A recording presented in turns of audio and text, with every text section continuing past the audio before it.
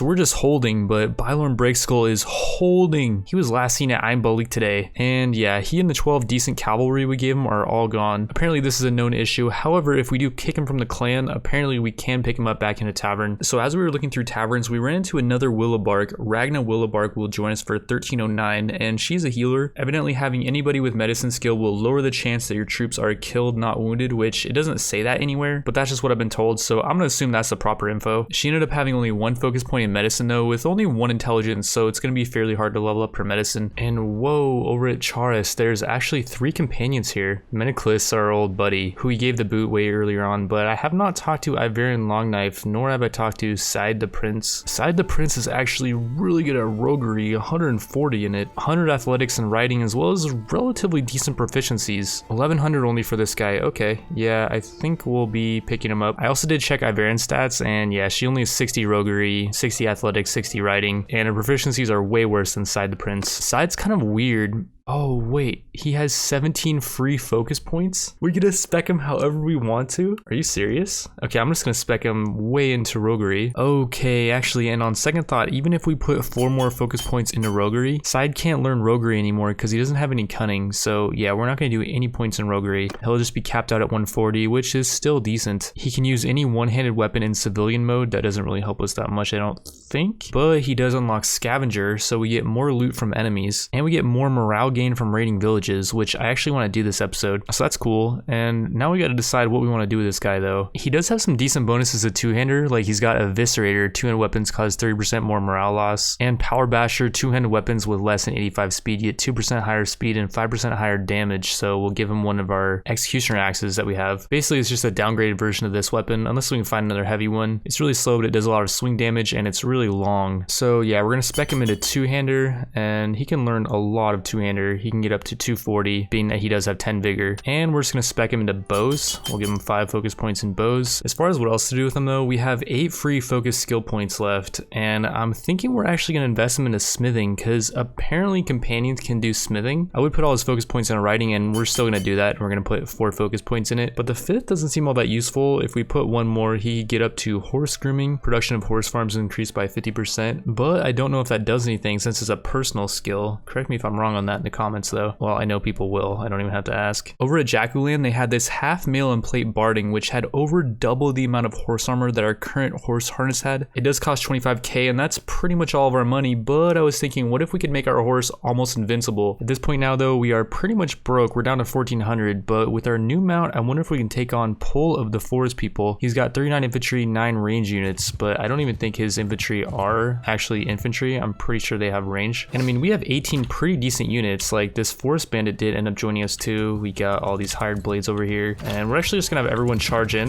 I'm gonna lead the charge though, and I'm gonna try to draw aggro from these guys. Wait, and these guys are actually infantry. Oh, that's amazing. They just have a bunch of archers back here that we're gonna try to get into the lines of, and oh yeah, I can't be missing swings. My horse did get hit, and it didn't take much damage though, so that's good. And yeah, we're just slaughtering these archers. Sorta. I think we're winning. Like, I'm seeing in the top right corner a lot more green than I'm seeing red, which is always good. And ow, one of their last archers got 2 more. Headshot on that guy.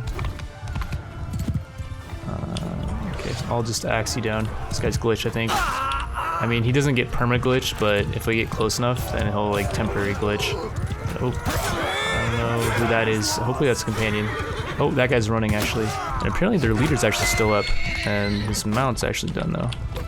And oh, okay, he's done for. And enemies are fleeing. We have 1. Our horse barely survived, but yeah, that horse armor coming in clutch. We won, and we gained 4.9 renown from that, and we lost 2 units. Our Forest Bandit, unfortunately, and we did lose a hired blade. Overall, pretty decent units, and we didn't really pick up any decent prisoners, but we got this Assyri horse, and wow, that thing's quick. 66 speed, 70 maneuver as well. Requires 60 riding though, and I would really like to pick up something like that for myself. We'll give that Assyri horse to Side the Prince. weapons, and we'll also give him this mountain hunting bow that we just picked up. Plus we need to find this dude some arrows and some decent equipment as well. Give him this Highland cloak, or I guess this Highland fur cloak is the one that we got in the last episode. We're gonna put another focus point into riding, as we want to get up to 60 riding so we can use some of the decent mounts. Like we could even use the one we just picked up. I probably would use that one, or maybe I'll use a more tanky one that has a bit less speed, but it has like I think 80 more or 90 more HP on some of the war horses. We did a few small battles here and there, and we got some more random weapons that we can smelt, and boy did we smelt. We used all of our companion smelting to turn a bunch of hardwood into charcoal, which we then use to smelt down all these weapons in our inventory, minus the wooden hammers. They don't seem worth because they just turn to hardwood, and hardwood's really cheap. We then went over to Oxhall, where we were able to sell it all off for a really good profit. I then noticed that the red faction stole a town from the blue faction, and what I was thinking is that maybe we'll take that town over, assuming that their town's garrison is now going to be really weak, which it should be. It usually takes a while for a town's garrison to replenish over time. Before doing that though, we were going to need some more men, so we started doing some quests for the villages outside of the town of Revel. Having the villages like us is important because it allows us to recruit some of their better tier units. One of the quests made us clear out this Sea Raider hideout, and so far we've never fought Sea Raiders yet, so I felt like it'd be cool to show this hideout's layout. Alright, so we're in the Sea Raider hideout, and why is Mulim in here? He's the guy we're doing the Family Feud quest with, and I put him at the bottom of our party. I really don't know why he's in here. We only have one hired blade in here, and we have 3 of them. I guess we have 2 hired blades in here, but yeah, I'd rather have another hired blade in here than this guy. Also, we don't have like any of our bandits in here. Like, why is this guy in here? And yeah, these guys do have throwing weapons, as they did in Warband, and they have throwing weapons with shields, which by the way, I brought a shield in here. I brought 5 less harpoons, but I made sure I had a shield. But yeah, so far so good. Mulim actually has taken a harpoon to his chest, but he's fine. I mean, look at him. He's freaking naked in the snow, and it's not phasing him. A little harpoon to the chest is not going to phase him either. I think that's it for the Sea Raiders on the beach. Now we got to go into their caverns and clear them out, which is not ideal to be fighting people that have throwing weapons in these small caves, but we do have a couple hired blades. And they're actually really good in short range. Like, this could actually be way more ideal to fight them in here. And oh no, Mulim went down. And here we go. We got to fight the Sea Raider boss. I don't do duels with brigands though, because yeah, I'm not very manly. And he just charges it and dies. And okay, I got speared. But companions are doing work.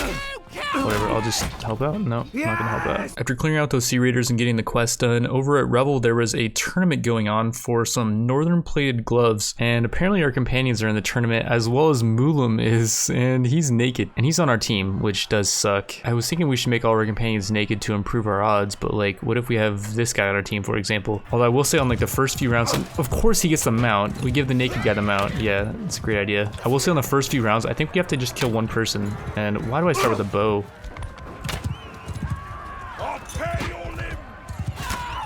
Oh man, my bow skill is terrible. I gotta kill this guy though. Smear him. I'm just gonna duel him. I'll just tank. My armor's better than his. Pretty sure I can tank shots. Oh, there we go. We got to kill. I think that's all we needed.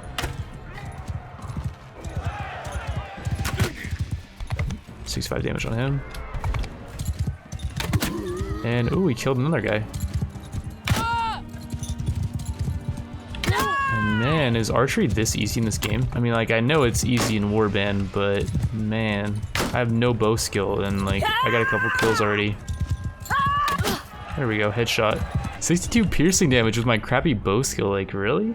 In this round, I have to fight Mulim. Oh, this should be difficult. He is naked. Oh, he's doing work on me. Oh, he's doing a lot of work on me.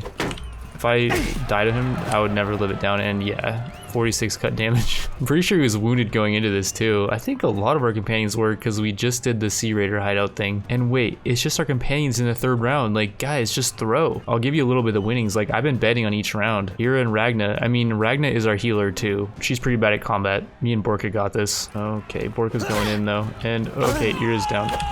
Did she just one-shot Borka? She's our healer, dude. This is not good, because I have a freaking polearm. And, dude, you're supposed to throw. I'm not gonna let you heal anymore. I'm not letting you heal anything anymore if you take me out here. Give me that axe. Yes. She's throwing. You see how she only picked up the axe? Yep. She threw.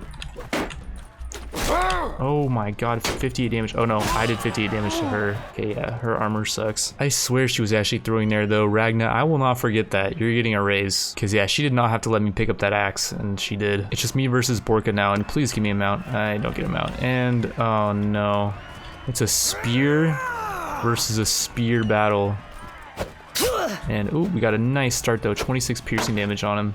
Right to his head, was that? Oh yeah.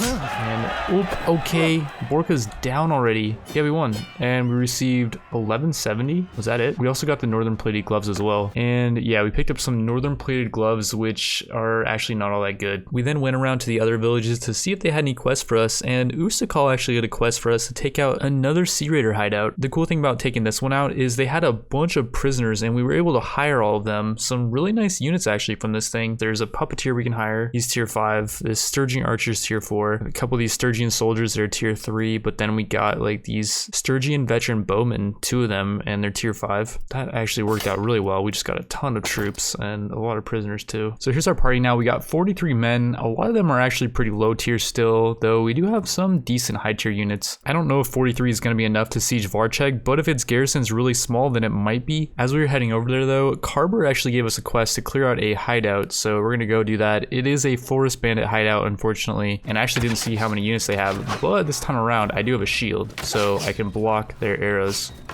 and I can act like kind of like a tank.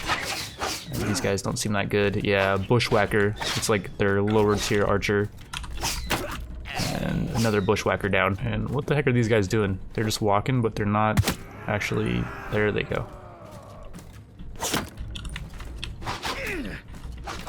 Shoot at me, guys. Look at me.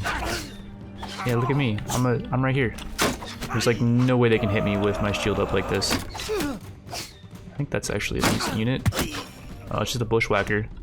Guess he had different equipment on. That is actually a decent unit though. That's a forest bandit. And like, it's actually called a forest bandit. I know it's part of the forest bandit faction, but yeah, we don't want to kill that guy. I don't think we did actually. I think we knocked him out because we got the white skull on the top right. And people were saying, ow. But yeah, if it's a white skull, that means we knocked him out. If it's a red skull, that means we killed him. That's a lucky block, actually. It was only a bushwhacker, so it wasn't like he was gonna, I don't know, do that much damage, I guess. But yeah, I wasn't even blocking my shield when he hit me. Just like that guy hit me and I wasn't actually blocking my shield. It's actually surprising how many shots you can block when you're not even trying to block. Okay, do we just charge? I think we're all out of arrows. We have so many people left though. And yeah, the forest bandit's actually not that bad. I prefer it over like the mountain bandit hideout, I think, because arrows don't do that much, especially if you have armor. The Sea Raider hideout or the mountain bandit, I think, is worse. And yeah, time for the boss. We're not gonna duel, no. We have so many units in here now. And oh no, we lost a raider. Oh, okay, I'm down. That's not good. I think we can still win though. If you get knocked out earlier before the end, I think you lose, but at the end you can get knocked out once you're fighting the boss. Thankfully, we did not lose any units. They only got knocked out. And we captured the Forest Bandit boss and a tier 4 Forest Bandit. Very nice. Plus, we actually got a longbow for his side to Prince. 6 more accuracy on this thing, 3 more missile speed, and 4 more damage. He loses 1 speed though, but yeah, that's okay. We'll give him that. I don't know if he can actually use it on horseback though. There's a talent we can give him so he can use any bow on horseback, but I'm guessing he can't use that one on horseback. And ooh, these woodland garments are actually a big upgrade for him. He's looking like a proper forest bandit now. Well, kinda. Over to the town of Varcheg, they actually don't have that many units. They do have a 165 unit garrison plus 75 militia, but like that's 240 units. We only have 43. I don't think it's gonna be possible. Maybe if we lower the difficulty, it'd be possible. I don't really know, but playing on realistic, if we just get arrowed once to the face, we're done. They apparently took over Cranrog Castle as well, which only has 173 units. That's more doable, I guess. Whoa, over here at Masden Castle, there's only 118 units. 80 of them are garrison though, so they're gonna be stronger than the militia. But I feel like this one would be doable. If we wanted to do it though, we'd have to declare war on Vlandia somehow, and Thomund is actually pretty close by with 96 units though. He's only got 12 cavalry with 72 infantry and 12 range. Like, I wonder if we can take him with this loadout. All right, so basically the way we're gonna play this is see all these units that are on the ground. Yeah, they're all dead. I'm gonna be really careful with these cavalry though, and I'm gonna make sure they don't die, because at the end, we can use them as a distraction. And actually, the enemy is sending in their horses. Well, I guess not sending them too far. I'm gonna try to get some spears on these guys to start out the battle. And that was just a mercenary scout. Not the greatest kill on him. But yeah, actually these guys are chasing our cavalry, which is okay. If few of their cavalry chase ours, then that's really good. I can use our cavalry as a distraction, and okay, they gave up on that. Now they're just gonna charge our units. Be able to run this guy down though. I think I'm quicker than him. Oh yeah, I think we get the snow bonus on this battle, by the way. The 20% extra movement speed in the snow. Because yeah, this guy probably has better riding than us, but we're quicker due to our snow bonus. The enemy's not really charging in as hard as they could, I guess. Maybe that's because our cavalry are like in a weird place, so it's messing with their AI. I'm not really sure. But yeah, I'm gonna use these archers as a distraction, and I'm gonna try to take out as many of these cavalry as I can before we lose all of our ground units. And yeah, that's pretty much it for our ground units. They're all done, so we're gonna get the heck out of here and try not to get tagged by their archers. What are these guys doing, by the way? Their army is way over there to the left, and these guys are they running? There's no way they're retreating, right? It's the edge of the battlefield. Okay, you're being weird. I'm just gonna have to take you out. Their units are getting kind of close to ours though. I'm kind of scared, and oh crap, I'm getting near their archers. Do not hit me, any of those things cannot hit me. Oh, that was close, I matrixed. What are you doing? Oh, 2 damage to my abdomen, or my mount's abdomen. This guy's done for. I'm quicker than you, buddy. Got that snow bonus. Never mind, actually. He's got more maneuver, apparently. And oh, ripped that guy's mount. I'm sorry, PETA. And 99 damage to that guy's chest. And oh crap, they're getting close to our cavalry. Wait, run this way, guys. Once the enemy is all out of arrows, then we'll get our cavalry really close and we can just spray them down. But right now, it's looking like, yeah, they're not out of arrows or javelins. Ow. I got all their archers isolated right now. I could just go in and just start doing work on them. But would that be the greedy play? I feel like it would be. I'm not going to do it. Ouch. 4 damage to our mount's leg. Armor's doing work though, and these guys are not watching? What are they doing? Okay, there we go. They're finally aware of our existence. What are you guys doing? Dude, I'm in the... No, that was so bad. And yeah, I'm actually surprised I survived that one. The handling on this thing is not good, like I'm not gonna lie. I was trying to pull out of there. And yeah, these guys are not paying attention at all. There's 1 kill. Double? Nope, not quite. Oh, these guys are not paying attention either. That's another kill. I think we got this, dude. We got these guys on farm status, and like their archers are, I don't know why they're not firing. Maybe they are out of arrows. I've been seeing them pick arrows up though. What are you doing? Okay, you're paying attention, sorta. Another one, and archer down, another archer down, and yep, a lot of them are running. And there goes all of the runners. Besides you. It's looking pretty close. Like if we look at the top, we can see how even the battle is right now. It's pretty even in terms of just raw numbers. In terms of morale though, I think these guys are all about to run. They have not been getting kills, and this horseman, I don't know what he's been doing the entire battle. He's playing it smart though, actually. He's gonna be the last one to go down. Maybe that's their leader. I'm just gonna start chucking spears at these guys. And oh, that's a lot more running. Don't run, guys, back off. That's a unit we don't want to lose, by the way. And oh crap, they're throwing weapons at me. Ow, 23 damage. Now would not be the time to get knocked out. Even though I think our units could probably finish them off, I'd rather not have to deal with that predicament. I'm just gonna horseball you. These old warband horseball strats. And oops, side the prince got knocked out. Why did I have to get knocked off my horse and made this close? And did I just hit our unit? Oh crap. This guy is not paying attention at all. Another veteran down. Is that it? Oh, that's Tommen. Yeah, that's their main guy. He's still up. That's crazy. Oh, here's Tommen. He got them out. He's down on it. Where we go? This is it. Die, you pig. Give me the kill. Oh, get back here. Clean hit. 80 damage? That guy is not taking any damage. And there we go. Tommen's down. Is that it? Holy cow, we actually won. We got 14.2 renown, and we lost 17 units. We only lost, I think, 2 mounted units though, a raider and a marauder. The rest of the units we lost weren't really anything we cared about too much, assuming we do want to be fighting with mounted units, which I feel like we're still in that stage right now where we want a pretty heavy mounted unit army, just so we can chase down lords and run from lords, especially if we're going to be at war with this faction now. And let's see how many prisoners we got. 25. A tier 6 Vlandian Banner Knight, tier 5 Vlandian Champion, and a Sturgian Hardened Brigand, tier 4, as well as 2 Vlandian Knights that are tier 4, and a Vlandian Vanguard that's tier 5. We'll take all these guys, and okay, we actually can't take all of them. We'll dump a lot of the ground units, like these Sturgian recruits, no thank you, Woodsman 2, and the Warriors. Plus, I guess like these Bushwhackers are only tier 2, maybe like this Varrig Veteran. Actually, he's tier 4, let's dump this Freebooter, he's only tier 3. And there we go, we're at the prisoner cap, and we didn't have to dump any cavalry. And here we go, how much loot do we get? 20 Galogiek axes, only 2 mounts, which is kind of surprising, but again, the mount nerf, 65% less mounts now. So yeah, it's kind of to be expected. A lot of shields, a reinforced cavalry shield, so that's pretty good. This visored helmet over padded coif is actually better than what we're using, so we'll use that.